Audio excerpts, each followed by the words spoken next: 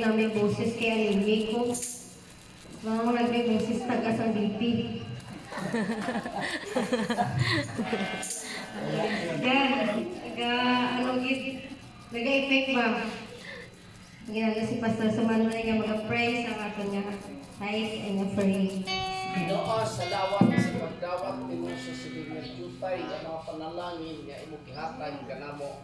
Ipay na ko Dios muhatag gikan sa among kasing-kasing. Salamat sa imong pagpakamayon ini. Among kinigina pasalamatan nga magamit sa imong makatawhan samtang kami nagapaabot diha sa imo. Among gibalik ang unod kang gibaya sa ngalan ni Jesus. Amen. Amen. Hallelujah. Ano mo kay isa, manghod ko sa kainit man kay nagalibot-libot abi ang trabaho niya ng presigas. Kung kay isa daw, nag-atras daw ang dila niya nagabiring ng bibig. Ano na siya na, amo na siya yapon. Kaya gani, ina-pray ko na lang iba. Lalo na kung wala ka ulan-ulan. Tapos magsuka pa rin. Gani, kinampo ko na lang din nga. Grabe kang strength ni Sister Aling. Grabe ka taas ka BP 200. Kumbaga sis, pag magbuntis ka, galiliwat, medyo risky. Delikado.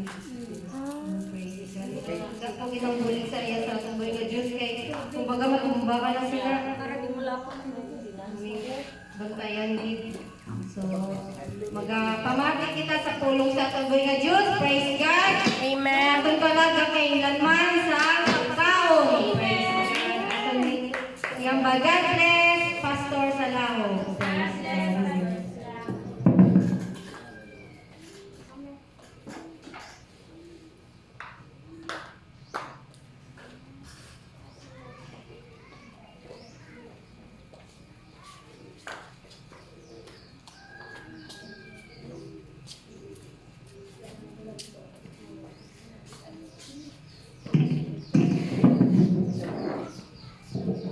Praise God, everybody. Say praise the Lord. Praise the Ito Lord. ay first Sunday of the month. Amen. Hallelujah. Para sa mga kababaihan, dapat mag-message. Babae din. Hallelujah. Amen. Hindi na ako nasanay magsalita na walang ngipin. Naiiwan ko pa, ano ba yan, sign of aging?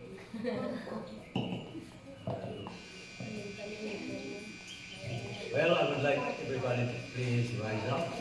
Let us all sing together. Hallelujah. Muli Panginoon sa mga sandali nito, malapit po kami, O Diyos, sa iyong trono. Lord, kailangan po namin ang iyong divine guidance and wisdom sapagkat kayo po ang source ng lahat ng mga ito. Panginoon, sa aming pong pagsama-sama sa pakikinig ng iyong mga salita, Panginoon, ikaw nawa magbigay ng mensahe sa bawat isa sa amin. Salamat po, Panginoon, sa iyong pagmumuna hanggang sa pagtatapos. In Jesus' name. And everybody say, praise the Lord. Praise the Lord. Praise God. Palagpakan po natin one more time. Because He is great and He is worthy to be praised. Wala na pong ibang karapat dapat nating alayan ang ating matatapat na pagpupuri kundi siya lamang sapagkat siya po ang nagmamayari ng ating buhay. Thank you and please be seated. Hallelujah. Amen. Meron po ako mga babasahin mga kapatid bilang ito po ang basihan ang ating pong mensahe.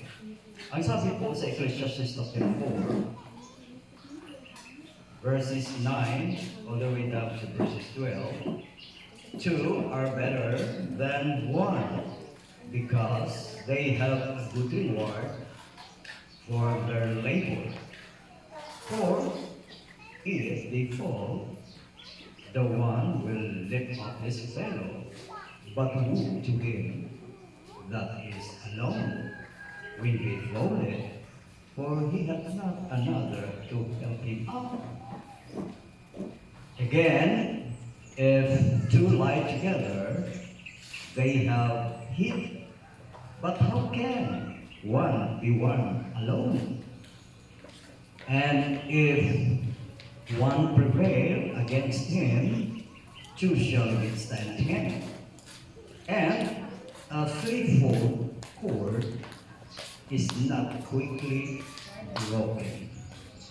Hallelujah. Everybody say praise the Lord. Lord.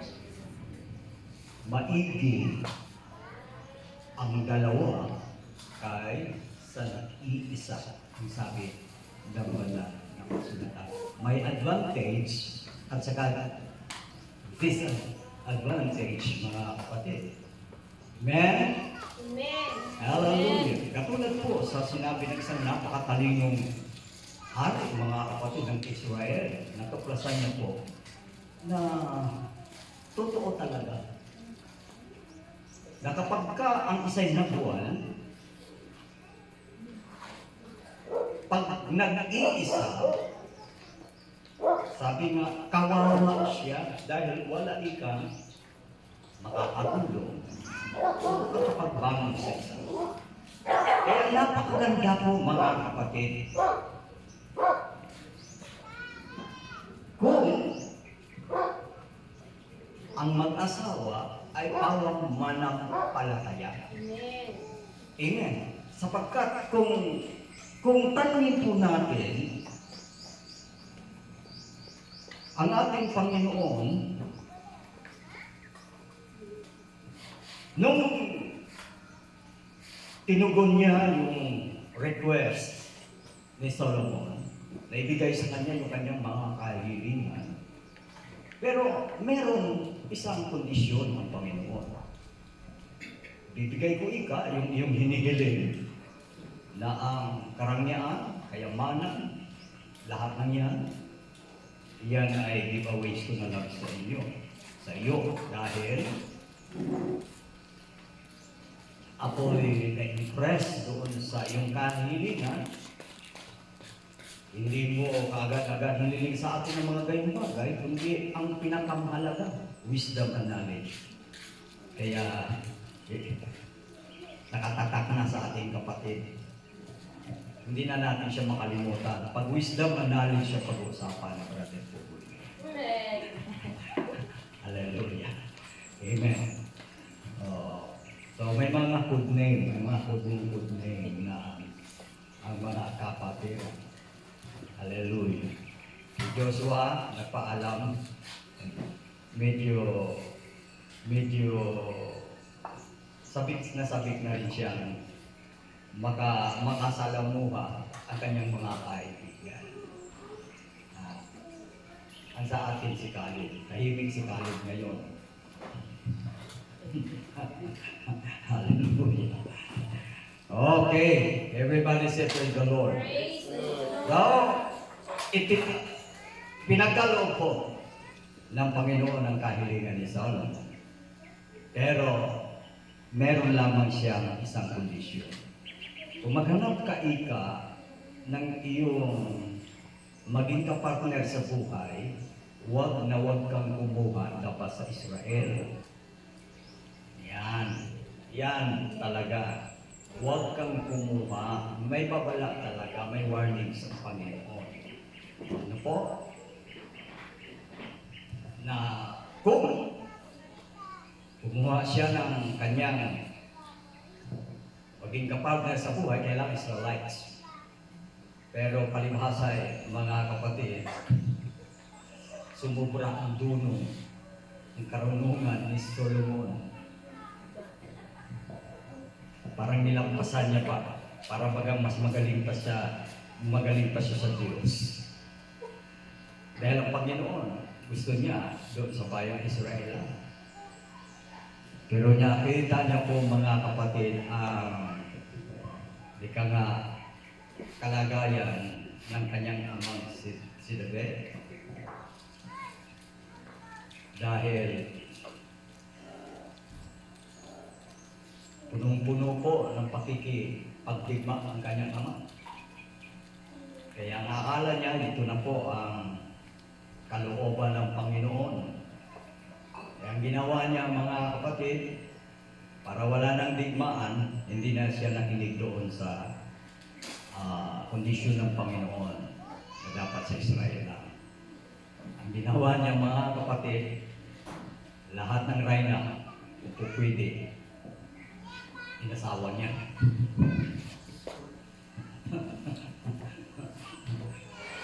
Kaya, totoo naman, nagkaroon talaga ng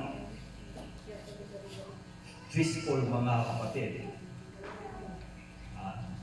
Walang maraming gera na nagaganap dahil nagigyanan niya ang mga hari.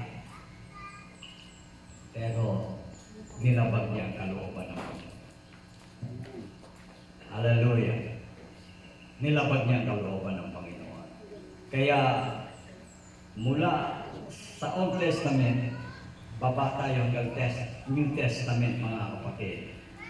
Ang kalooban ng Diyos at ang plano ng Diyos hindi pa rin nababago. Hallelujah. O nga, magaling, maigi ang dalawa kasi naging isa. Pero kung kayo po ay kumuha ng inyong kapartner at hindi po manampalataya, mga kapatid, sa simula parang okay lang. Lalo-lalo na malakas ang iyong prayer. Kahit na hindi siya mananampalataya dahil sa aking pananalangin, madadala ko siya. Siya ay maglilingkod sa Panginoon. Magaling. O yun nga ay mangyari mga kapatid. Pero sa napakaraming mga karanasan at nangyayari sa buhay, talagang naging problema talaga. Oo. Meron din, kahit na kabalahibo, manampalataya, pero mga kapatid, kung hindi po maging sincero sa paglilingkod sa Panginoon, ito po ay mahakot at masasabi natin magiging stumbling block. Kaya sabi ng Bible, tingnan muna natin dito sa 2 Corinthians. 2 Corinthians. Kasi yung kondisyon ng Panginoon sa Old Testament, kay Solomon, ito, may kaugnayan din po mga kapatid. 2 Corinthians chapter 6. Ang sabi rito,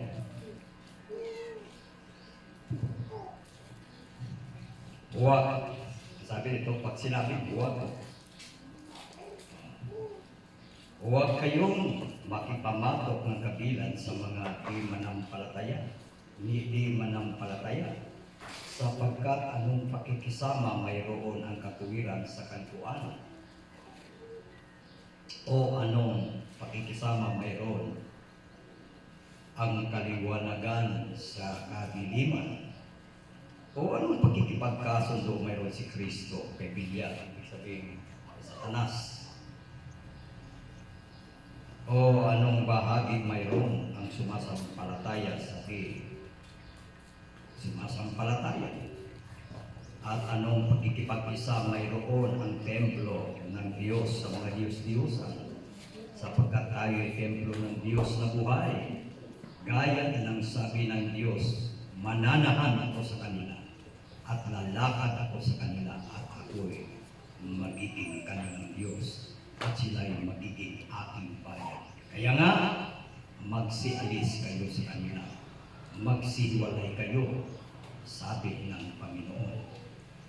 At huwag kayong magsihipo ng mga bagay na marumi, at kayo'y aking tatanggapin, at ako sa inyo'y magiging ama, at sa akin kayo'y magiging mga anak na lalaki at babae, sabi ng Panginoon makapangyarihan sa lahat.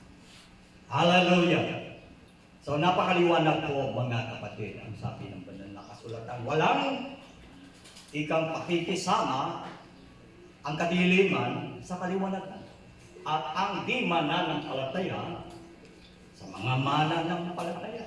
At hindi rin po pwede sa templo ng Diyos o sa templo ng Diyos. Kaya nga, sabi ng Panginoon, magsialis kayo sa kanila at huwag kayong magsihipo sa mga bagay na marumi. Kung magkagayon, ang sabi ng Panginoon, kayo'y aking tatanggapin. Kayo'y aking ituturing na mga anak na lalaki at babae, sabi ng Panginoon, na makapangyarihan sa Hallelujah! Kaya po mga kapatid, sa aklat ng Ecclesiastes na ating pong nabasa, na maigi ang dalawa kasi nag-iisa. Kung ika'y nakasumpong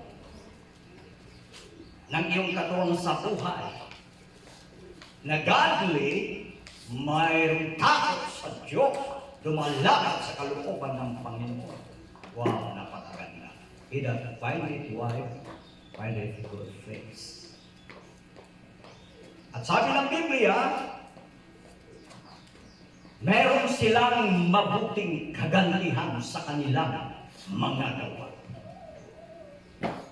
Hallelujah. Eh siyempre, kapag may pamilya, mga kapatid, ano man yung inyong itinunda at pinagpala ng Panginoon, ang inyong mga supling, ang inyong mga anak, nako, hindi pwedeng, sabi nga, the greatest wealth, the greatest riches, ang mga kaluluwa. Sa pamilya, wow, ang sarap mga kapatid ng feeling na kung saan ang buong sambahayan naglilingkod sa ating Panginoon dahil sila ang greatest riches. Diba? Sabi ng Biblia, anuin mo, makamtan mo ang buong sanglibutan, mawala ang iyong kaluluwa. Ibig sabihin, isang kaluluwa hindi kayang bilhin ng sanglibutan. Napakahalaga talaga. Kaya, gano'n na lamang ang mga reminders mula sa salita ng Diyos na napakasilan po mga kapatid kung kukuha po ng maging katuwang kapatid sa buhay. At kung kayo naman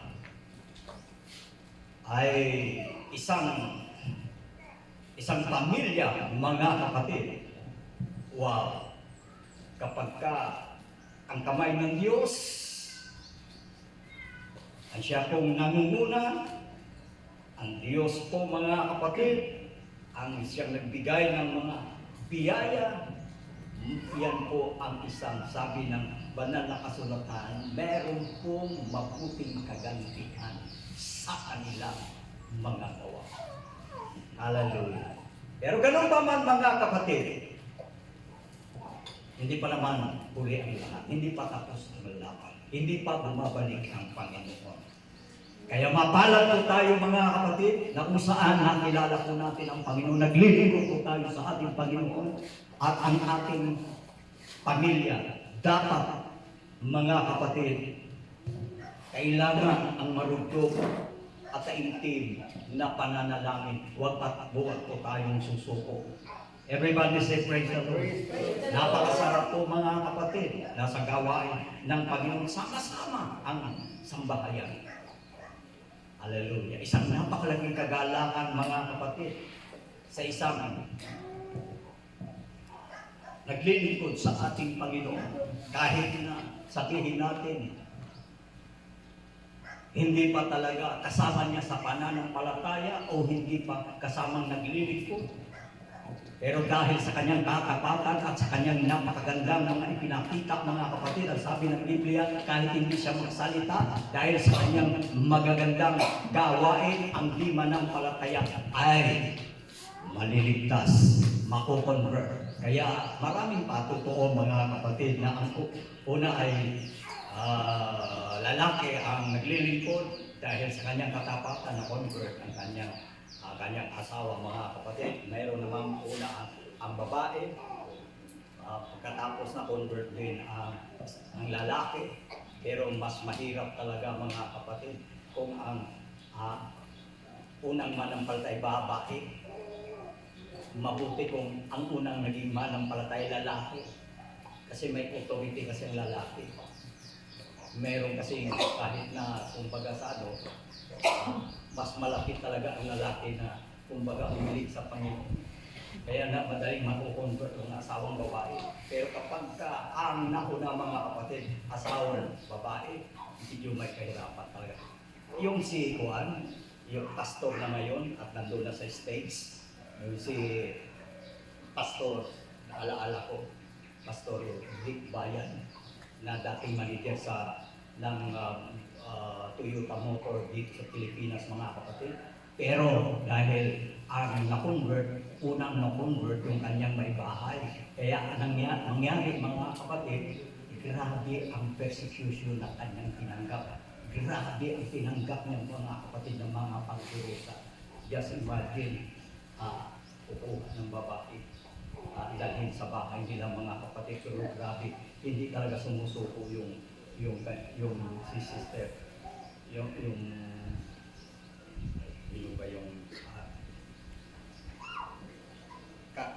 Carmelita, Sister Carmelita Bayan. Hindi talaga sumusuko mga kapatid.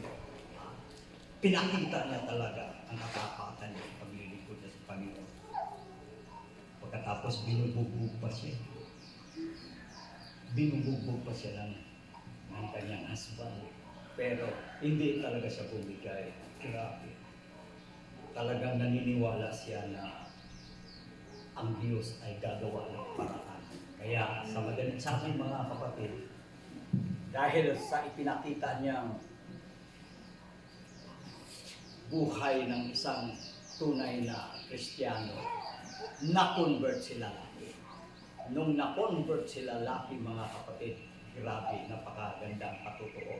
Dahil sa napakaraming mga broken homes, sa mga may mga sa pamilyang magugulo mga kapatid. Itong si Pastor, ewan ko kung buhay pa, Vic Bayan, kasi nung kilala ko na sa States nung nagpapastor, na talagang may congregation na siya. Dito pa man sa Pilipinas, mga kapatid, grabe ang paggamit ng Panginoon sa kanya. Kaya, yun ang isang papatotoo mga kapatid na mayroon talagang malaking struggle pagka ang naunang naging manampalataya ay ang babae. Mahina-hina lang ang babae mga kapatid. Wala na. Pero thank God dahil sabi nga, the prayer of a righteous man availeth much. Pananalangin ng taong matuwid. Kaya yung kanyang buting may bahay mga kapatid, talagang pinanindigan niya po ang kanyang pananampalataya. Ang buong pamilya, ang lahat, ang kanyang mga anak, lahat sila naglilingkod sa Panginoon. Praise God. Kaya, yan po mga kapatid, ang disadvantage kung ang dalawa ay hindi kapwa manampalataya. Meron din naman, yung lalaki mga kapatid, pero may tendency din na ang lalaki nadadala din sa kanyang asawa. Pero kaya nga, napakahalaga talaga mga kapatid na mayroon talagang pundasyon sa mga salita ng Diyos. Everybody say praise the Lord. Praise the Lord. Hallelujah. Kaya po, binanggit ito mga kapatid kasi ito ay para sa mga kababaihan. Kaya nga po, ang sabi po ng banal na kasulatan na kailangan ang naglilingkod ang pamilya dapat mga manampalataya. Palagpakan po natin. Kasi meron na po silang access. Kahit na katulad niya sa actual na nangyayari sa atin ngayon, huwag lamang tayo panghinaan ng loob o mawala ng pag-asa mga kapatid. Kasi meron tayong Diyos na buhay. Pakikinggan ng Diyos ang ating mga karatingan. Huwag lamang tayo sumuko. Kaya napakasarap kung buong sambahayan sa pagbabalik ng Panginoon, sama-sama po tayo. Walang maiiwan sa atin, mga kapatid. Ayaw ko lang kung kakayanin natin. Dahil sa buhay na ito, di ba? Kapag nakita natin na may karamdaman ang membro ng ating pamilya o kaya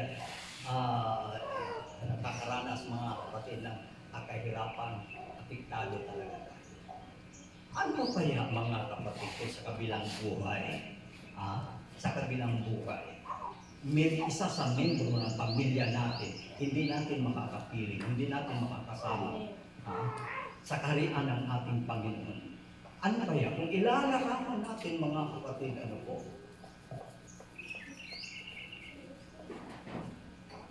Napakasakit. Pero, yan na. Salamat sa ating Panginoon, hindi pa siya bumabalik. Palakpakan natin. Kaya, meron pa tayong pag-asa. Meron pang pamamaraan ng Panginoon. Dapat, sabi nga, two are better than one. Kaya lalo-lalo na, ang mag-asawa, ang nanay, ang tatay, kung nakita lang ng mga anak, talagang kailangan dalhin po natin ang ating mga anak sa pananalangin. Dahil ang pananalangin, mga kapatid, ito po ang pinaka-mabisang paraan para kumilos ang kapangyarihan ng Diyos. Everybody say praise the Lord! Praise the Lord! Hallelujah! Hallelujah! Kaya mga kapatid, sa buhay na ito, sa totoo lang, marami talaga tayo struggles. Maraming mga naririnig natin tungkol mga kapatid sa kahirapan dahil sa yun nga ang financial mga kapatid medyo salap.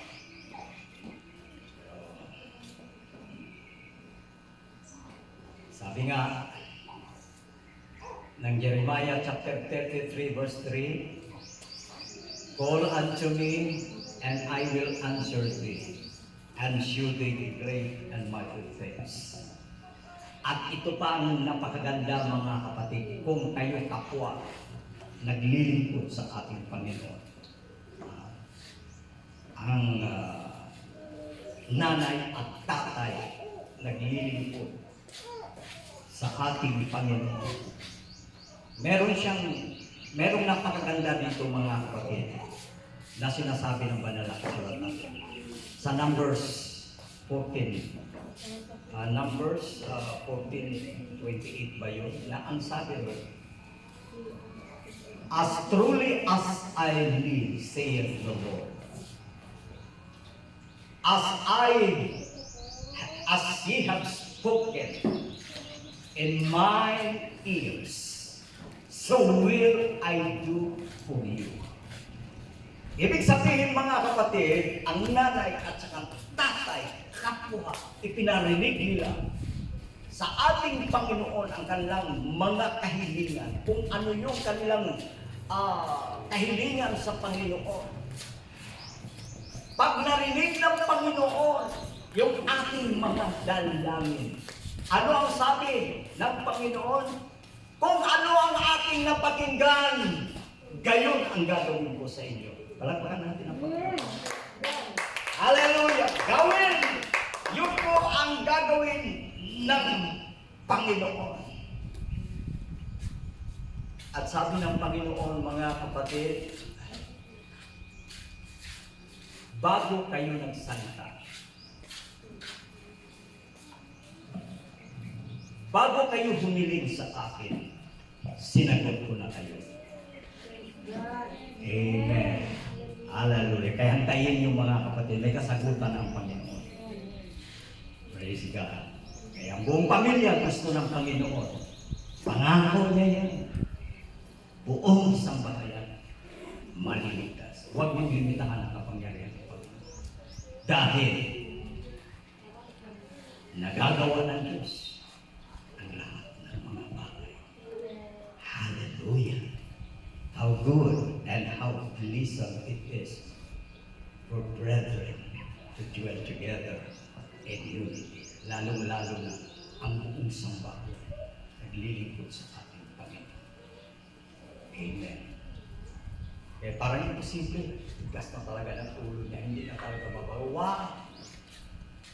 Sa iyo hindi na. Wala nang pag-asa. Pero sa Diyos may pag-asa. Amen. Mayroong pag-asa. Mayroong gagawin ng Panginoon. Matanapin. Hallelujah. Amen. Kaya doon sa scripture na ating tinawag kanina, yung ating binasa, mga kapatid, two are better than one because they have a good reward for their labor. Amen. Kaya nakita natin ang disadvantages at advantages, mga kapatid. Kung ikaw ay nag-iisa, may disadvantage. Dahil, yun na nga, pag nabanggit ito mga kapatid, medyo talaga tama talaga yung sabi ng Biblia na nariwa na naman sa akin. Dahil sa totoo lang, kung halimbawa kasama ko si Pastora, nandito kami. Kasi lagi ko siyang kasama, papating kami. Tapos, during that time, naglalabas siya, nandoon din ako. Siguro mga kapatid, pag medyo na ano siya, naagapan ko sigurong alalayan. No? Hindi siguro mga kapatid, mapinsala ng lubusan. Kung nandyan, may nakakaalala. Pero tama talaga sabi ng Biblia. Maigi ang dalawa kaysa nag-iisa na. Dahil kung sila'y mabuhay, merong isa na magbabangon sa kanya. Pero sa Aba, ito yung word sa Aba na nag-iisa pagka siya'y nabuwal at walang iba na magbabangon sa kanya. Nandun ako sa private mga kapatid, hindi ko alam kung ano na ang kanyang dinanas dito. Nakita ko na lang na struggle talaga. Kumbaga narinig niyo naman na yung kanyang pagtotoo na talagang ano siya, talagang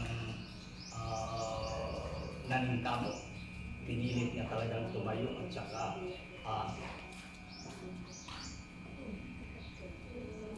pinilit niya talaga mga kapatid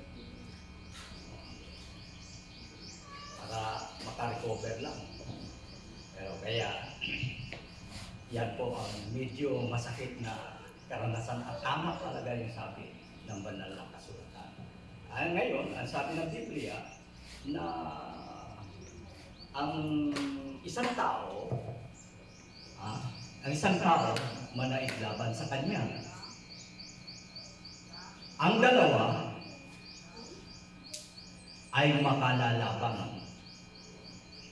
Ang sinulit o ang panaling tatlong ikit, halimbawa, threefold cord is not easily broken. Kapag ka ang panalig, mga kapatid, ay pinagsama-sama mo ito, hindi ka agad-agad napapatid. Everybody say praise the Lord. Kaya, napakahalaga din talaga mga kapatid ang unity. Kahit ilan lang tayo, kapag ka nagkaisa tayo, nagsama-sama natin, meron din pong mayroon po tayong busis, mayroon po tayong lakas mga kapatid na dalhin natin ang petition natin sa Panginoon. Amen. At ang ating pong pakiusap mga kapatid, pakikinggan ng Panginoon. Yung ating mga request, sasagutin ng ating Panginoon.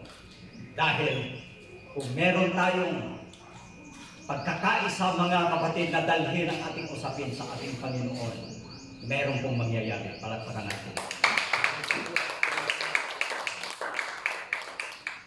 Kaya purihin ang Panginoon mga kapatid. Ako'y naniniwala na hindi tayo pababayaan ng Panginoon. Merong mas lalong napakagaling na plano at merong inihanda ang Panginoon na mas lalong mabuting bagay para sa atin. Dahil tayo isang pamilya ng ating Panginoon at ang Diyos, mga kapatid, ay interesado na ang kanyang mga anak ay talagang patuloy na naniniwala, naninindigan sa kakayahan ng ating Panginoon. At gagawin ng Panginoon, mga kapatid, kung anuman ang ating ipinarinig sa Kanya, ganun ang Kanyang gagawin sa atin. Ano ba ang ating pinarinig sa Kanya? Ipinarinig natin, mga kapatid, na tayo po ay patuloy niyang palakasin, patuloy niyang ingatan, at tayo po ay pagpapalain. Kaya yan ang mga bagay na mga kapatid, gagawin ng Panginoon sa iyo at sa ating lahat. Makikita po natin, abangan natin, mga kapatid, ang gagawin ng Panginoon sa ating buhay. Dahil nais niya na ang kanyang mga anak, bago malamang siya dumating, maipagmamalaki natin siya. Maipagmamalaki rin tayo ng Panginoon. Dahil ang kanyang kalooban, ang minagaling niya na plano ay mangyayari sa ating buhay. Kaya purihin ang Panginoon! Hallelujah! God is great!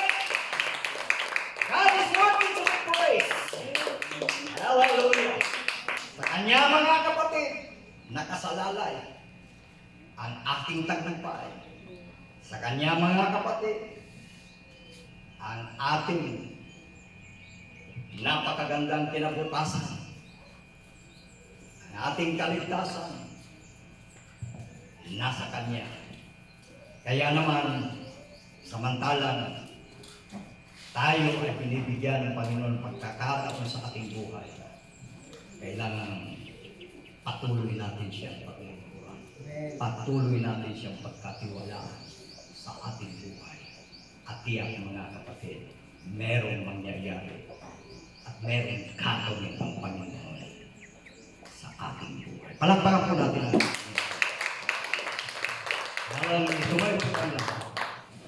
praise God, praise God, praise God. We praise the Lord. Thank you, Jesus.